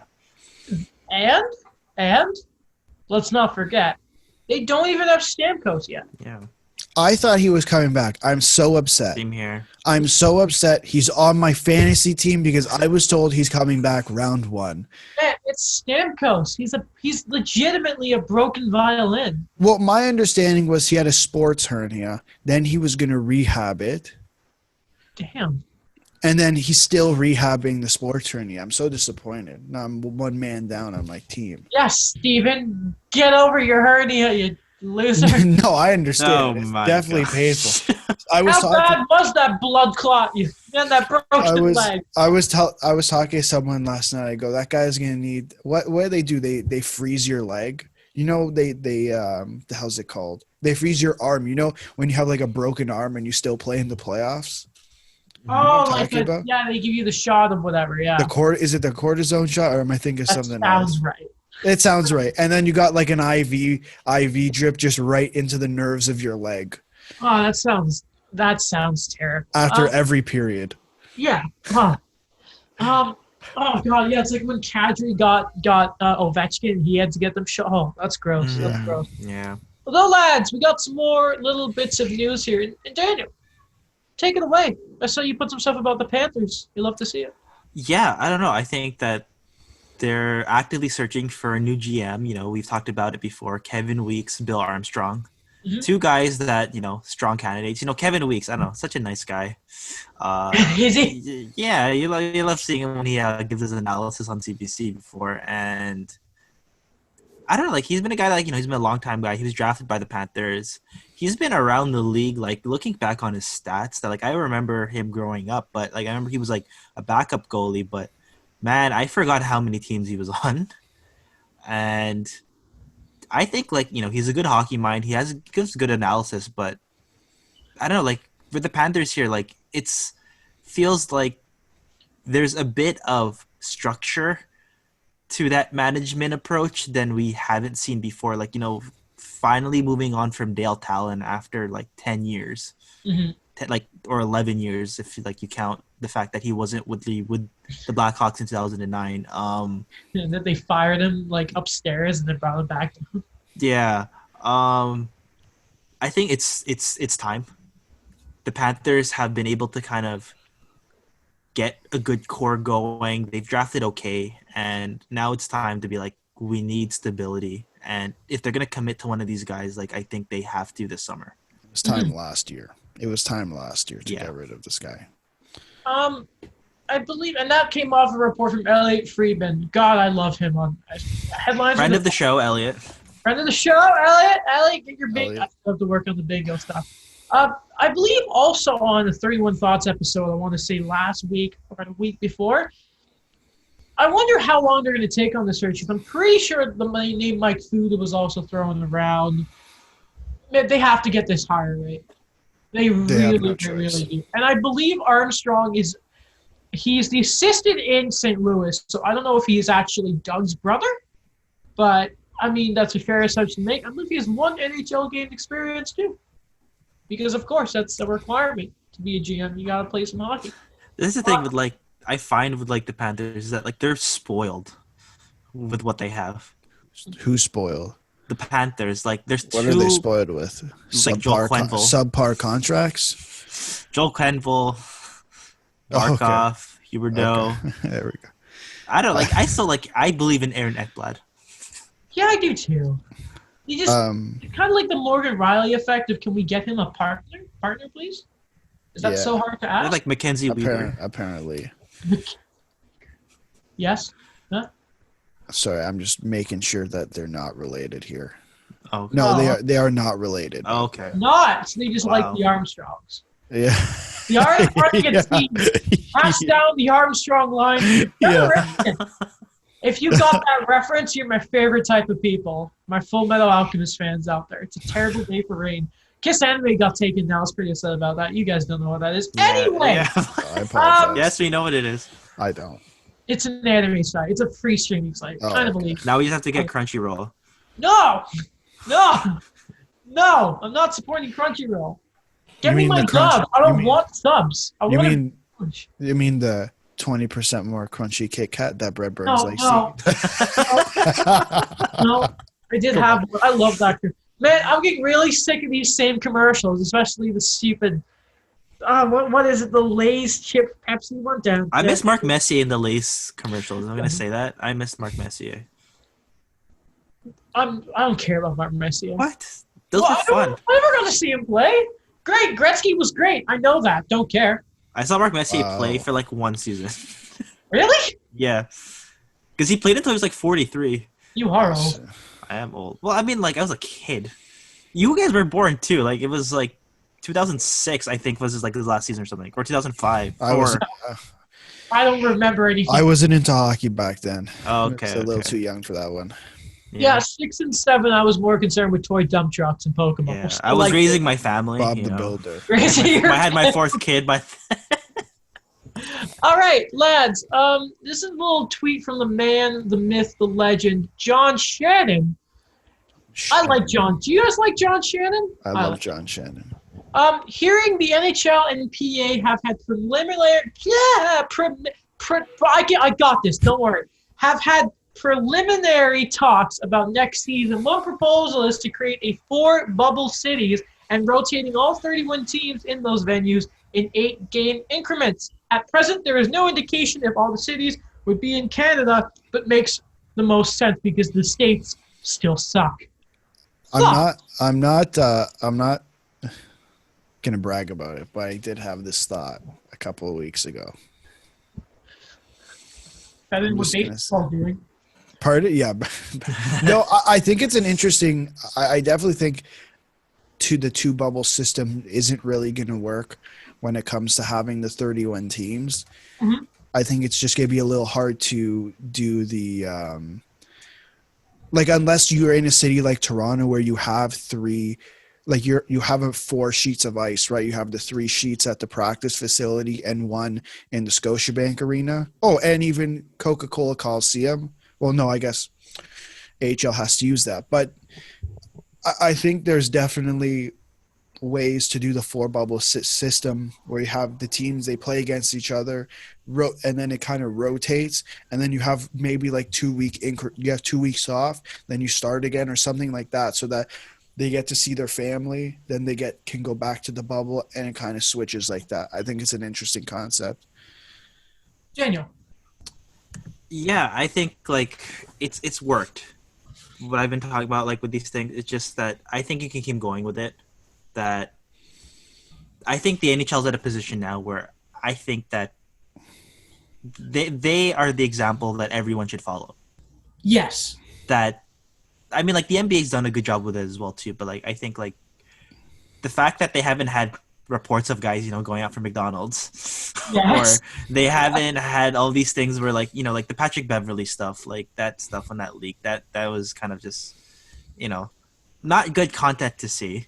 But yeah, it's just the fact that these guys are dialed in, that they continue to tell us that, hey guys, we have 0 cases and these are the amount of times we're doing these cases. They're very stringent on what they've been showing. So if this keeps going, then I'm all for it. I've gotten over the fact that there's no fans. I don't even notice. Yeah, I'm just happy again. The optimist in me. I'm just happy hockey's back. I wonder though. One question. If you're doing this sort of bubble stuff and you're going to have to give the 14... Oh, wait, no, never mind. They're not doing that. Sorry. Can you do 82 games like that? Surely not. I know they want to, but that seems like a very tall order to me. Unless you're just cramming the schedule together, but then that's kind of more injuries. I wouldn't be surprised if that's the case. But then that's why you have to give the time in between switching bubbles. That gives the guys time to rest and be with their family. Like that's the thing, and then it's definitely idea there, yeah. definitely complicated. I think this is what I think what's going to end up happening, in my opinion. I think that the NHL is going to watch closely at what the MLB continues to do, and they're going to watch extremely closely at how the NFL handles it, because let's remember the NFL is starting soon, and they're taking a similar approach to the MLB. Now, I don't know what their testing regimen is, and I haven't really looked at it, but I believe it is similar to what the MLB is doing. Mm-hmm. So I think they're going to watch closely, and then I think, the NBA wanted to start around the same time the NHL did their new season, around the December 1st mark. I can't see that being the case with the NHL either. Like, I don't think you're starting December 1st. Like, you're going to end at the beginning of October. That's not enough time, I think. Yeah. It just seems like an odd thing. Like, I think, it sucks that 8 teams haven't played for 7 months. But I think what ends up happening is I think maybe they'll start closer to January, depending on what the situation is with the vaccine and what point we're at with different countries in terms of their handling of the virus. Mm-hmm. Any other thoughts, gentlemen? No, I like that analysis. Like, January would be a good spot. Just, I don't know. Again, we believe in progress, that things will get better soon, that we could meet at a Tim Hortons again, comfortably, guys. Yeah, we can get our hockey cards without going. Hey, did you get your sanitizer? Yeah, I don't even remember the last time I saw you guys in person. It's been a while. March. March? Damn it. All right, last bit of news here. The Habs have been doing their end-of-season conferences. First of all, Claude Julien looks like he's really good. Confirms he'll be back next season. You'll love to see it. Love you, Claude. Before we get to Phil Deneau, Jeff Petrie was just talking to the media, and he's talking about how it's weird to think Petrie's been here for 5 seasons. He said he's loved it, that he would definitely consider coming back. He just needs to sort out a fair contract along with his kids, who are, by the way, Jeff Petrie has 3 kids, and they're starting school. So that's going to be a big thing to keep an eye out for, because and we argue this a lot. Trading Thomas Tatar, fine, but the problem with trading Jeff Petrie, you can't replace defenseman that easily. He's right-handed, and guys like Fleury now are not ready for that role. But the main story here, guys, I want to talk about is Phillip Deneau. Phillip Deneau, over the past few seasons, right as he signed that contract where he makes $3.5 million, has really emerged as a player. Offensively, can get you 40, maybe even 50 points if he's really good. But his defensive ability and the fact that he's a hometown kid is really what's made Phillip Deneau a great part of this team. But the problem here, and it's a good problem to have if you are the Montreal Canadiens, is, of course, during this playoff, Nick Suzuki and Jesperi Kotkaniemi really turned on and showed what they could do with centermen. And as a result of that, Phillip Deneau, after some offensive struggles, was put down to the third line with Paul Byron and Arturi Lekin, a fantastic line. But Phillip Deneau isn't quite happy with the idea of being a third-line center. In fact, talking to the media, this is with Marc-Antoine Godin of The Athletic, said, "I saw my role change in the playoffs, but with that, I have proven my role should not change in Montreal." And he was asked, will your role with the team also have an influence on your decision to stay with Montreal? And Phillip Deneau said, yes, it would. Your guys' thoughts on this situation, because this is not what you'd really expect to hear from a player. Normally it's, we'll find a way to figure it out, da-ba-da-ba-da. But Phil has not been that conservative, we'll say, with things. I have a question more for you. Yes. Because I think, players can go on hot streaks, right? And yes. And in no way am I saying is both Kotkaniemi and Suzuki going to dip so far. I think both, obviously, there's no question about it. They're going to be NHLers next year. But is it going to get to a point where Phil Deneau is going to be your full-time third-line center to start the year? I don't see if that necessarily makes sense.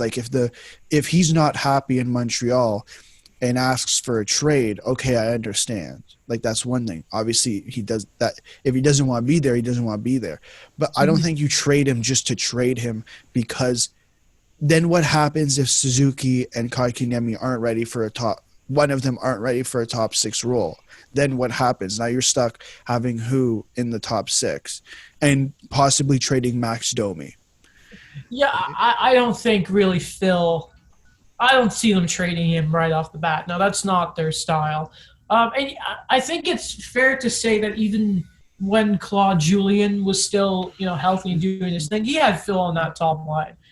It was the most consistent line this season with him and Denaro and Tatar at the top of the lineup. Yeah. So, yeah, I don't see a way that Kotkaniemi and Nader are for sure going to get that role. And I've talked about before, like, if there isn't, like Domi's been the odd man out, not Dano. No, I understand that. Yeah, he's going to be in the top 6 to start the year. And, I mean, it's going to be up to Phil Danault to prove that he should be there. I mean, the guy talks about this. His career high is 13 goals. Yeah. That's just, unfortunately, not good enough to be a top 6 center in this league. This is my kind of take on these things, is that I think the Canadians have that momentum, like, Jeff Petrie wanting to come back despite he's like 32, 33, and he's been really consistent as he's aged. This is a team that, they're going to try to make the most of Carey Price's prime, Shea Weber's advancing age. And personally, like, you can't have a first-line center like Phil Danault if you want to be a contender. Yeah. I see him as, like, he'll get paid to do what he needs to do to be like a Selke type of guy, but it's like a Jordan Staal kind of thing. Like, I don't expect Jordan Staal to be the top center on the Hurricanes anymore. And it's just like, it's a piece that, he'll be there if he wants to win, like if you want to win, but at the same time too, like, you can't win if he's the focal point as your center. And I agree with what Alex said, that, but you still keep him now because you don't know how the young guys, whether or not they're going to fluctuate in their production. Is this contract up at the end of next year? Is that what it is? In my opinion, you most definitely start the season with Phil Danault. I don't think you trade him in the offseason, because I don't think that makes sense. Because I don't think he will, no.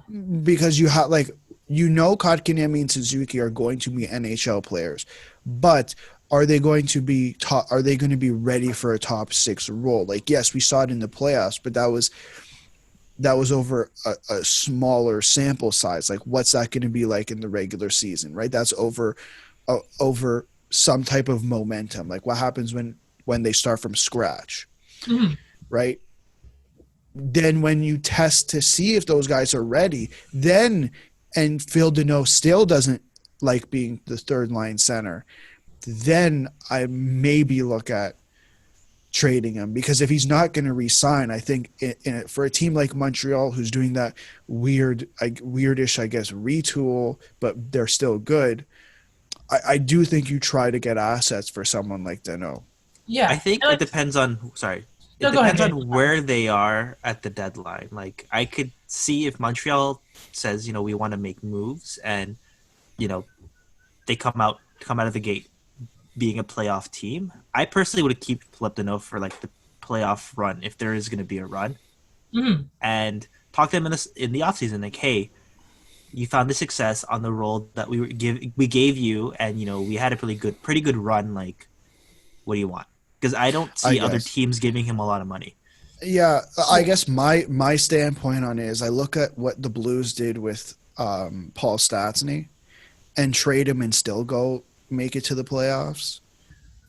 And I sit there and say, okay, like, they're in a different situation than Montreal. Then they were in a different situation than Montreal is now, and they still traded for assets. Like, is that? I just see something that could benefit Montreal. I don't know, just a thought. You could get, I think, a good if a guy like Pajot got what he did.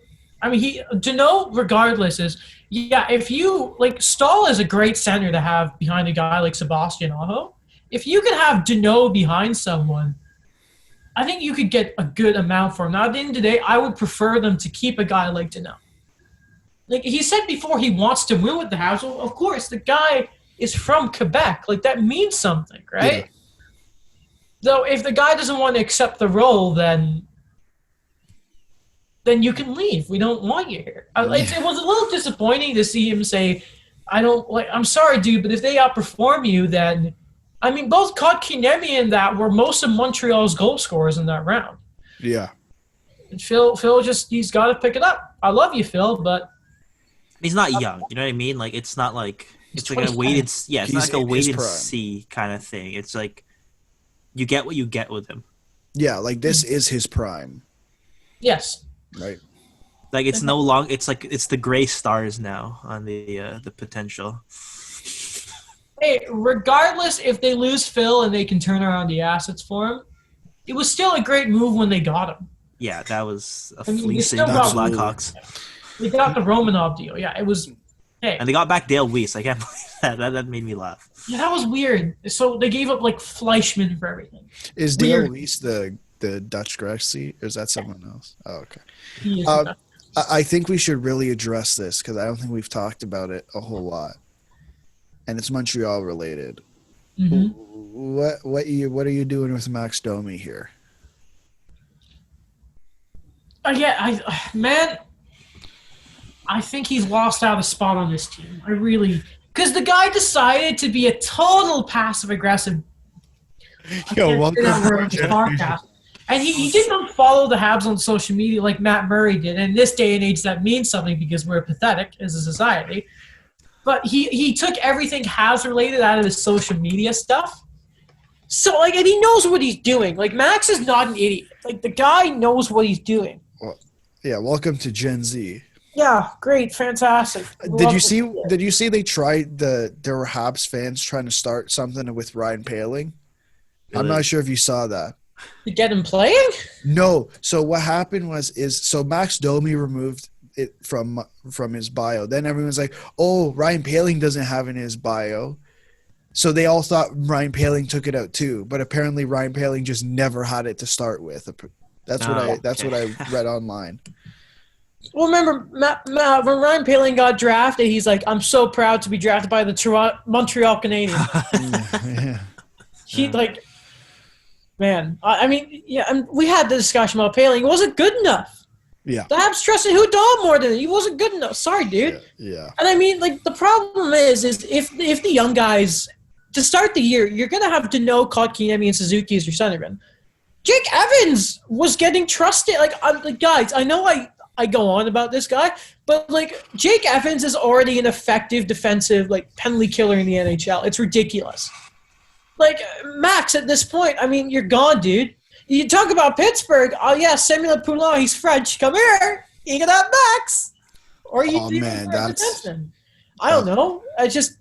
That makes sense. I think for both teams, that really makes sense. I don't think so. The defense isn't the problem anymore. They need a goal scorer. If you're gonna do Domi, then package him Pittsburgh and Poehling. Can't keep their prospects for more than a year, so they got. This is true. I don't see why Pittsburgh would after getting Kapanen. I don't think they have any need for another forward on that team. It's apparently they don't trust Jared McCann as a third line center. Nor should you. Yeah. So and then they have Nick Bustad. So it's these two guys that they got that we don't trust either of them. Friedman mentioned it about Domi there, so there has to be when there's smoke, there's fire. We'll see. Yeah, but that was before they traded for Kapanen. That's for Max Domi. Stop Nick it! Bustad for You're gonna get Adam Max upset. Domi. Stop it! Stop. You get size. You get a solid two-way scorer guy. Man, I don't care. Just get University boy. No, the trade's not happening without Poulin, I guarantee you. Okay. And by the way, if people get upset about the French thing, you have no right to be, because the Habs have not been all French players. They stopped it. It hasn't been get French guy. It's been Swedes and It's amazing how many Europeans are drafting. I know, their captains too. It's only been Weber has been the only Canadian. Weber, Byron, and Gallagher. I understand. Ottawa, BC. I understand management, but I see loads of fans begging for more French players. They're okay. Big thing in Quebec, yeah. I imagine it's a big thing in Quebec. And I get the coach thing. Thank God there's a few good French coaches. I get worried complaining about when it's the Claude Julien stuff and he has a heart attack and you're like, you feel the need to. I'm like, I get it, but that's dumb. But I don't like complaining about the French thing because, like, Quebec is another world. And I don't feel like I or any of us really understand what it means without, like, being Quebecois and, like, really, like, getting the roots of the team. Is it dumb? Kinda. I met lots of people from Quebec. At first, they were real pains in my ass because they just weren't nice to me. I'm like, okay. Like, how could they not be nice to Alex? I'm like, okay, fine. I'm wearing my Leaf shirt. I didn't make a comment about Montreal. I didn't say a single thing, but okay, I'll take it. Fans do it too. Yeah, oh, they absolutely do too. That's why I'm like, okay, I'll take it. But then I went back. I went 2 years ago, 3 years ago, and they're really nice. Yeah. So I like Quebec. So Good place. some people there are nice. No, lots of people. I love Quebec. Yeah, it's very nice. Look at the city quickly. Beautiful. I don't know if that really. I saw the door. Yeah, there we go. Very nice. I see the panda. Yeah. Native to Quebec. What? It's a whole different world. It is. You can see the biggest. You can see pandas. And you're like, oh, no problem. Pandas in Canada. Yeah, why not? Yeah. There's a zoo. No, there isn't. It's weird. No, but that's so weird. Like, Jeanette Renault is the biggest thing here. And then if you go to Ontario, you don't know who that is. No, I don't know who that is. Exactly. It's the weirdest place in Quebec. They don't care. I love it. That's why I love this place. Maybe anyway, it's lunchtime, but I don't know. I just keep thinking about poutine now. Pretend, yeah. Yeah. Oh my gosh. All right. I think that's everything. Mike has been sending so many freaking messages over the show. We've been going back. Oh, bingo card. Yeah, we got to mention Mike on the show. Can't wait to see the 20. We should have had him for today. No, because then we would have been like so late. I think he's working. Is he? Why is he texting us? Good. Mike, if you hear this, are you working? I can't wait to see how many text messages I have on my phone now. All right. He said he had a hot take. I'm still waiting to hear it. Oh, great. All right. Well, lads, good episode. We'll see everyone on Sunday. And we would talk about the Belgian Grand Prix. We're in Spa. And we're going to have our bingo thing. Mm-hmm. Yeah. Hint, hint. Maybe. Do not get on me. Where's your Lego Batmobile, Daniel? It's somewhere. You know, it has nothing to do with the theme of the show today. I can't show it today. So I'll show it Sunday. So is it done? In Futureland. Oh my god. Okay. I just want to point out that you've been working on that 3,000-piece Death Star for how long? I don't know. When did I buy it again? Since May. Okay. I got the Death Star, which is 4,000 pieces. Yeah, but you're an expert builder. I'm the Lego website where like the novice guy. I'm like the novice one. And I built that 4,000 pieces in about 2 weeks, and I was moving while I was working on it. So I was moving too. You know what's funny? I went to IKEA and I was building chairs, and my mom's like, "I'm so sick of this. You do it." I'm like, "What the hell?" She's like, "You do Lego." I'm like, "That's not the same." No, Lego builds life lessons. Yeah. It is. All right, that's everything. I think, right? Yeah. You guys can do the end thing. My voice hurts. I don't want to do it. Okay. Thanks for listening to another episode of the 2 on 1 podcast. Make sure to check out the YouTube page if you're not already watching this on YouTube. Check out the Instagram and Facebook page, all down the description below. Check out my YouTube channel. Check out Adam's YouTube channel, Killer Videos. Thank you. And if you're listening to us on iTunes or Apple or Spotify or wherever you can give a review, make sure you subscribe. Make sure you give us 5 stars. Make sure you leave a review. We'd love to hear from the fans. And we'll see you guys on Sunday. Indeed.